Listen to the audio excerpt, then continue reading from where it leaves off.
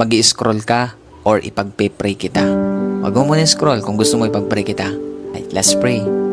Father God in heaven, in the name of Jesus, with the power of the Holy Spirit, Panginoon, salamat po sa mga oras na ito.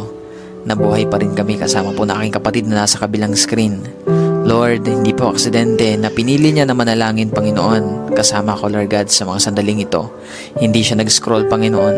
Lord God, hindi po aksidente na pinapakinggan niya ngayon, Panginoon, ang panalangin ito. Kaya dalangin ko, Panginoon, ano man yung mga bagay na tinatago ng taong ito, ng mga nararamdaman niya, Panginoon, O God, mga kabigatan na yan, na sinasarili niya, Panginoon. Tulungan niyo po siya, Lord. Panginoon, bigyan mo siya ng lakas na galing po sa inyo. Tulungan mo siya, Panginoon, na magtiwala sa inyo at isuko lahat-lahat, Panginoon. Lord, walang bagay na hindi mo alam sa buhay namin, lalo na sa taong ito na nandito sa screen, Panginoon. Alam mo, Lord, kung paano siya nasasaktan. Alam mo, Lord, yung kanyang mga pagluha. Alam mo, Panginoon, yung kanya pong karamdaman. Alam mo yung kanyang suffering, Panginoon. Lahat yan ay nalalaman mo, Panginoon. Kaya naman, Lord, tulungan mo siya ngayon, Lord God, na i-lay down ito sa inyo, Panginoon. Dahil the moment, Lord, na isuko niya ito sa inyo, doon niya mararamdaman yung kaginhawaan, yung kapayapaan, yung kalakasan, kagalakan sa kanyang puso, Panginoon. Kaya I pray right now, Lord, hayaan mo ibuhos mo ngayon ang kapayapaan na hinahanap niya, Panginoon. Hindi niya yan makikita, Lord, sa ibang bagay, kundi makikita lamang niya ito sa inyong presensya. Kaya lukuban mo siya, Panginoon, ng inyong presensya sa mga oras na ito.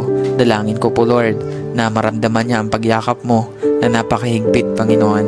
Kaya mo, Lord, sa pagyakap mo, makita niya, Lord, maranasan niya, Panginoon, ang inyong pong pagkilos, makita niya, Lord, na may binabago ka sa kanyang buhay, maging sa kanya pong sitwasyon. Maraming salamat, Panginoon. Hayaan mo, Lord, magpakilala ka pa sa taong ito na nandito sa screen, Panginoon.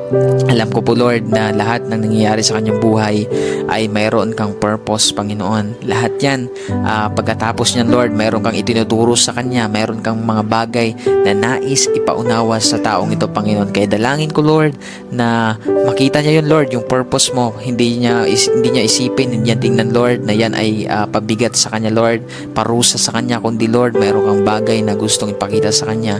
Isa na po doon ang kapangyarihan mo, ang katapatan mo, gustong patunayan ang katapatan sa kanya. Kaya dalangin ko po, Lord, na mas makita niya, Lord God, yung pagkilos mo sa mga sitwasyong ito na kanya pong pinagdadaanan.